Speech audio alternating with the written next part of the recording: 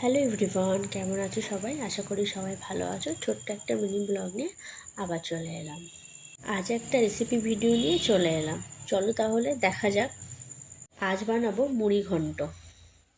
প্রথমে দুটো শুকনো লঙ্কা, 3টে এলাচ, 3টে দারচিনি, 3টে লবঙ্গ আর 1 চামচ গোটা ধনে আর 1 চামচ গোটা জিরে হালকা শুকনো কড়াইতে ড্রাই করে নিলাম। তারপর মিক্সার গ্রাইন্ডারে ভালো করে পাউডার করে নিলাম। এগুলোকে সাইডে রেখে বাকি মশলা করে নিই। সেই মিক্সার বাটিতেই কিছুটা রসুন, 4টে কাঁচা লঙ্কা আর একটু আদা ভালো করে পেস্ট করে নিলাম। এবার পরিমাণ মতো তেল দিয়ে কাতলা মাছ মাথাগুলো ভেজে নিলাম। ওই তেলে আলুগুলো ভেজে নিলাম।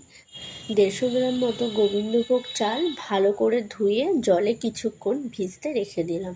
এবার মাছ ভাজার তেলে কুচনো পেঁয়াজ দিয়ে একটু ভাজা হলেই আগে থেকে করে রাখা মশলা দিয়ে ভালো করে কষিয়ে নিলাম। মশলা একটু কষে এলে একটা টমেটো দিয়ে আরও কিছুক্ষণ কষিয়ে পরিমাণ মতো লবণ, হলুদ, একটু শুকনো লঙ্কার গুঁড়ো ভালো করে কষানো হলে ভিজিয়ে রাখা গোবিন্দভোগ চাল দিয়ে ভালো করে কষিয়ে নিলাম। মধ্যে ভেজে রাখা আলু আর মাছের মাথা দিয়ে সব কিছু ভালো মতো কষিয়ে পরিমাণ মতো জল ঢেলে দিলাম। এবার সব কিছু সেদ্ধ হওয়া পর্যন্ত অপেক্ষা। সব কিছু সেদ্ধ হয়ে গেলে নুন, মিষ্টি, ভেজে রাখা গুঁড়ো মশলা আর ঘি দিয়ে নামিয়ে নিলাম। ব্যাস রেডি হয়ে গেল মুড়ি ঘন্ট।